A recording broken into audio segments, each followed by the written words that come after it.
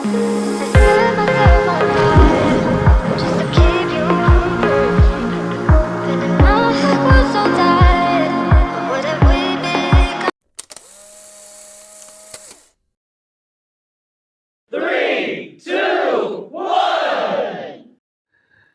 हम बात करने वाले हैं, अगर कोई इस चीज़ का एडिक्टेड हो गया है, किसी को मैस्टरबेशन की लत लग गई है। और देखो, मैं आपको अपना पर्सनल एक्सपीरियंस बताऊं, मैंने भी यंग एज में ये हैबिट्स करी हैं कहीं ना कहीं।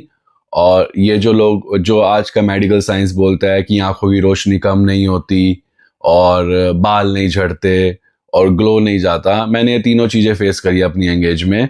मैंने अपनी आंखों की रोशनी भी देखी है कि मुझे धुंधला दिखना शुरू हो गया था। मैंने अपने सर के बाल भी देखे हैं कि वो ज़्यादा टूटने शुरू हो गए थे। मैंने ग्लो भी देखा है कि मेरे फेस से ग्लो चला गया और मैं टायर्ड फील कर रहा हूँ, बैक में पेन हो रहा है, वर्कआउट करने का मन नहीं कर रहा, जिम जाने का मन नहीं कर रहा। मतलब एक शॉर्ट, जब हम मैस्टरबेशन करते हैं तो हमारी बॉडी एक शॉर्ट टर्म में हमें 2-3 हार्मोन रिलीज करके देती है, डोपामिन, ऑक्सीटोसिन, मतलब हैप्पी हार्मोन्स रिलीज करके देती है। हम उस टाइम पे बहुत अच्छा फील करते हैं। लेकिन जिनकी बॉडी उनको सिग्नल देती है अच्छे तरीके से, जो उनको बताती है कि ये चीज़ सही है, ये चीज़ गलत है खाने के लिए। कई बार आपने नोट करा होगा, आप कहीं बाहर कुछ खाने जाते हैं और आपका मन एकदम से आपके दोस्त बोलते हैं कि चलो हम आज फॉर एग्जांपल मोमोज खाएंगे। आप मोमोज खाने गए, आपने मोमोज उठाया, आपका मन नहीं करा खाने का। वो आपकी बॉडी आपको सिग्नल दे रही है कि नहीं खाना तेरे को, ये तेरी बॉडी के लिए हेल्दी नहीं है। ऐसे ही जो लोग एडिक्टेड हो जाते हैं मैस्टरबेशन के, या फिर जिनकी बॉडी के लिए चीज़ सही नहीं है, वो जो मैस्टरबेट करके आते हैं, विद इन 2 to 5 मिनट्स जब ये डोपामिन और ऑक्सीटोसिन हार्मोन खत्म हो जाता है, तब आपको एक रिग्रेट और गिल्ट फील होने लगता है कि मैंने ये क्यों करा। Why did I done this, I should have done this, मुझे नहीं करना चाहिए था, मैंने क्या कर दिया। आप एकदम से सैड फील करने लग जाते हैं, आप एकदम से डिप्रेस फील करने लग जाते हैं कि यार ये क्या कर दिया मैंने, मतलब why did I done it at first place. तो ये चीजें आपकी बॉडी आपको सिग्नल देती है, आपको समझना है आपकी बॉडी को। बिकॉज ये हैबिट मेडिकल साइंस बोलता है हेल्दी है, आयुर्वेदा भी कहीं ना कहीं बोलता है। मतलब आयुर्वेदा में मैं एग्जैक्टली नहीं बता पाऊंगा आपको कि ये हेल्थ, मतलब मैंने हेल्दी का तो कम ही सुना है, मैंने साइड इफेक्ट ज्यादा सुने हैं। इसके मैं आपको रेमेडीज के बारे में बताऊं उससे पहले मैं कुछ और चीज़ें शेयर कर देता हूं। हमारे स्पेशली मैं हिंदू धर्म की बात कर रहा हूं, ठीक है। आप अपने धर्म, अपने रिलीजियस के हिसाब से भी देख सकते हैं। जो मुस्लिम लोग हैं, जो क्रिश्चियन लोग हैं, जो बुद्ध हैं, जो बौद्धिस्ट हैं, ये सब अपने रिलीजन के हिसाब से देख सकते हैं इस चीज़ को। कहीं ना कहीं हमारे स्क्रिप्चर्स में, कहीं ना कहीं हमारी बुक्स में इस चीज़ को गलत बताया गया है कि ये चीज़ सही नहीं है, ये हैबिट सही नहीं है, ये हमारे शरीर को ख़त्म करती है और ये बॉडी के लिए सही नहीं है। अगर मैं अपने हिंदुइज्म की बात करूं, हमारे सनातन धर्म की बात करूं, तो कितने ही ऋषि मुनि हुए हैं जिन्होंने ब्रह्मचर्य का पालन करा है और जिन्होंने ऐसी सिद्धियां हासिल करी है कि वो एक ऐसी स्टेज पे पहुंच जाते हैं अपने जीवन की, जब वो अपने मन मर्जी से अपना शरीर त्याग कर देते हैं। तो ये सब कैसे हुआ? ब्रह्मचर्य का पालन करने से। जो लोग हनुमान जी की पूजा करते हैं, जिम जाने वाले लड़के जो हिंदू धर्म से बिलोंग करते हैं, जो सनातन धर्म से बिलोंग करते हैं, उसमें भी लिखा हुआ है कि जो हनुमान जी के भगत होते हैं उनको ब्रह्मचर्य का पालन करना चाहिए। क्यों बोला गया ऐसा? ये भी तो बोला जा सकता था कि नहीं करो, क्या करना ब्रह्मचर्य का पालन करके। कहीं ना कहीं ब्रह्मचर्य का पालन करके आप अपने पुरुषार्थ को बचा रहे हो और कहीं ना कहीं आप अपनी बॉडी को बचा रहे हो उन चीजों से जो कि आपकी बॉडी के लिए अच्छी नहीं है इन फ्यूचर।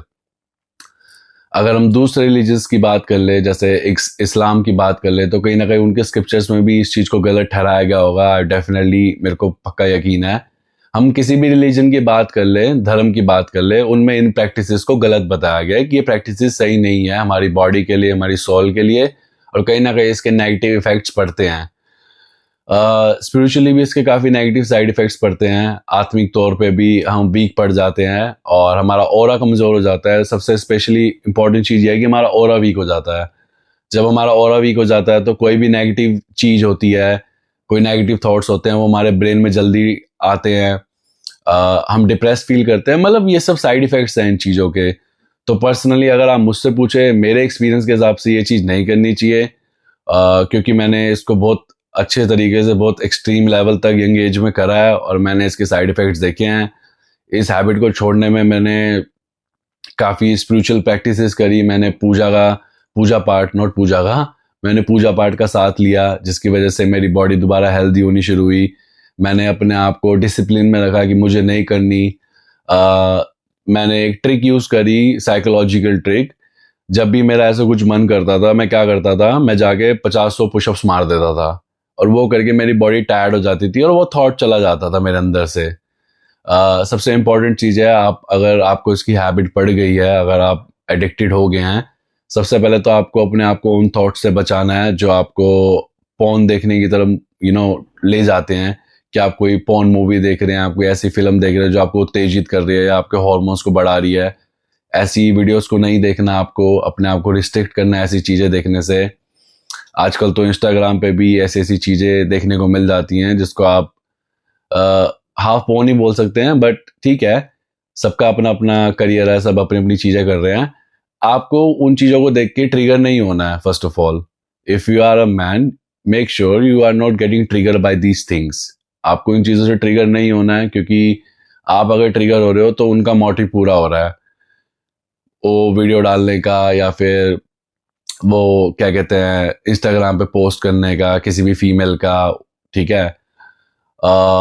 इसके अलावा एक चीज़ और बतानी थी मेरे को आपको।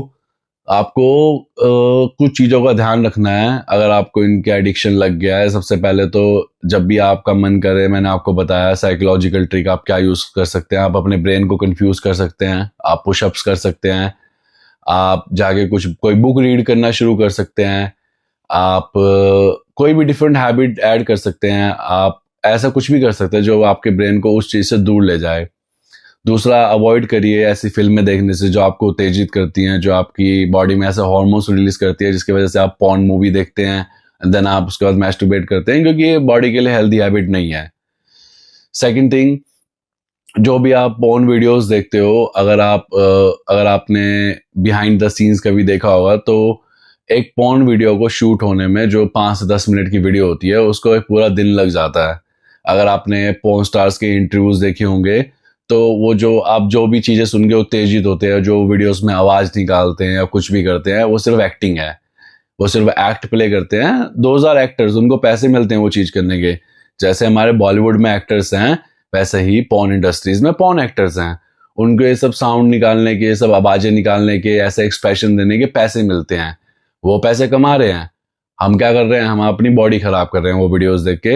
हमारी यूथ की जनरेशन खराब हो रही है इन चीज़ों को देख देख के। तो मेरे हिसाब से इस हैबिट को अवॉइड करना चाहिए।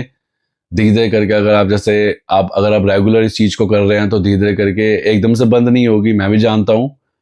धीरे धीरे करके इस चीज़ को बंद करना शुरू कीजिए।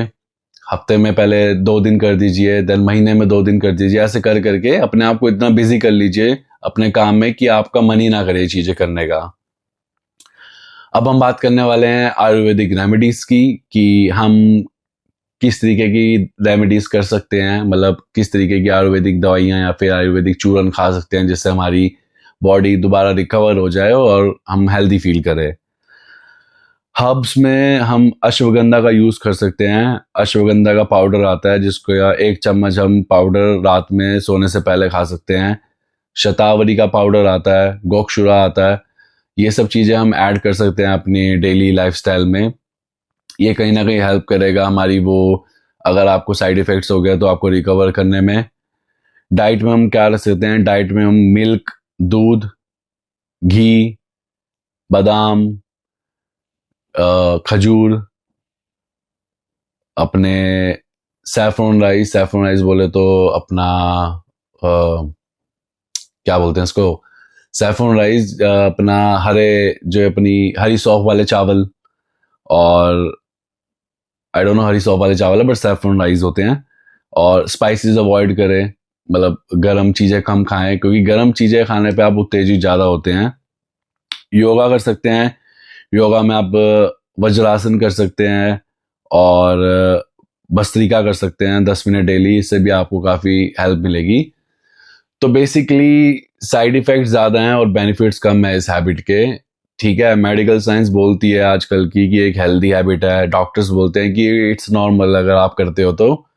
बट मेरे हिसाब से और मेरे कल्चर के हिसाब से, अगर मैं पास्ट में देखूं, आयुर्वेदा को देखूं, और जो संत महर्षि हुए हैं पहले के समय में, वो सब इन चीज़ों को गलत ठहराते हैं। आपको अपने पुरुषार्थ को, अपने वीर्य को, इन सबको सुरक्षित रखना पड़ता है, इन चीज़ों से दूर रखना पड़ता है, तभी आपके अंदर वो एनर्जी आती है, आप कॉन्फिडेंट फील करते हो, आपके अंदर स्ट्रेस नहीं होता, आपके अंदर बॉडी पेन नहीं होता।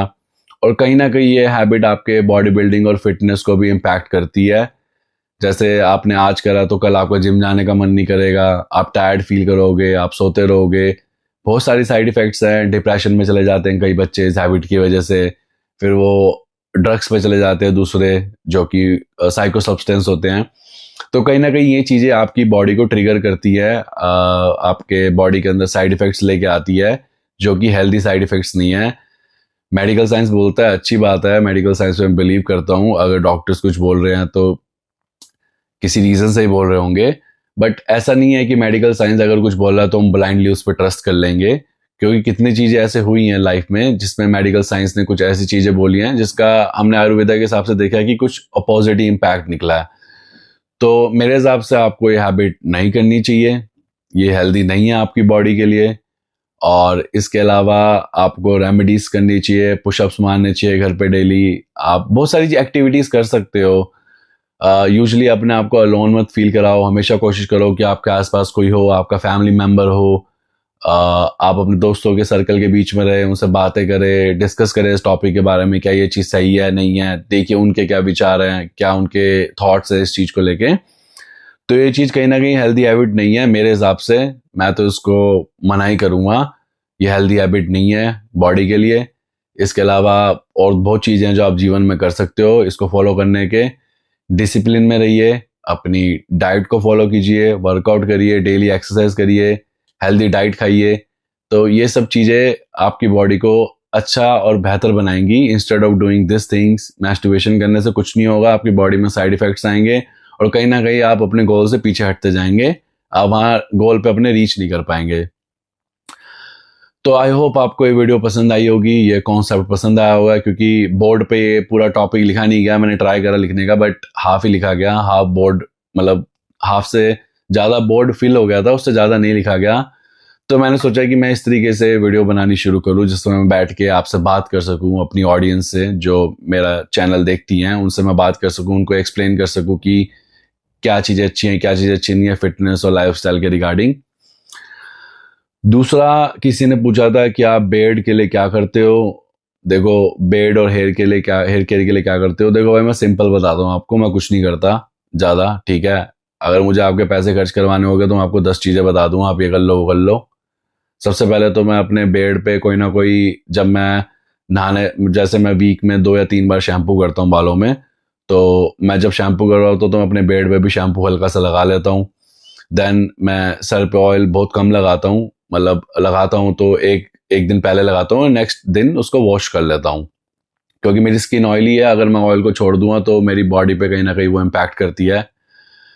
दूसरा, मैं बेड के लिए बेड पे भी कहीं ना कहीं ऑयल की मसाज करता हूँ, जैसे हमारा कोकोनट ऑयल हो गया, नारियल का तेल हो गया, सरसों का तेल हो गया, इनसे मसाज करता हूँ जिससे उनके अंदर मॉइस्चराइजर बना रहे, जिससे उनके अंदर एक मॉइस्ट बना रहे और वो मतलब कि ग्लो करे, और मतलब कि अच्छे तरीके से आपकी बेड आपको फील हो, जब आप उसको हाथ लगाओ तो आपको उलझी उलझी ना लगे।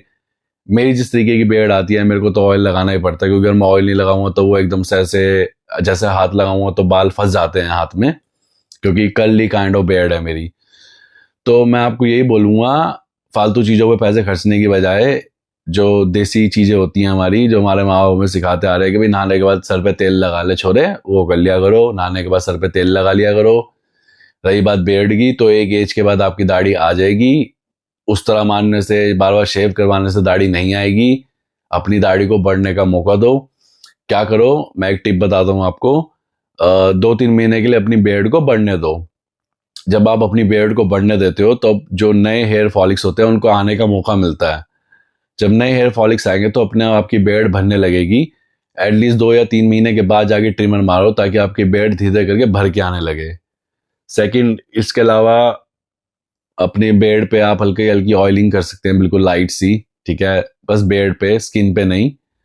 और इसके अलावा आप बायोटीन का सप्लीमेंट यूज कर सकते हैं। बायोटीन का सप्लीमेंट वो सस्ता आता है, वो अच्छा होता है आपकी स्किन के लिए, हेयर के लिए, नेल्स की ग्रोथ के लिए, तो आप बायोटीन भी यूज कर सकते हो।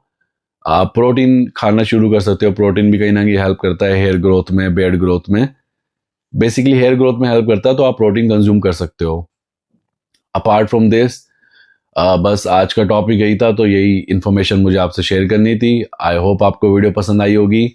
और इन्फॉर्मेशन के लिए ऐसे ही बने रहिए, चैनल को सब्सक्राइब कर दीजिए। और कोई भी आपके मन में टॉपिक हो जिसके बारे में आपको जानना हो फिटनेस से रिलेटेड, कमेंट कर दीजिए।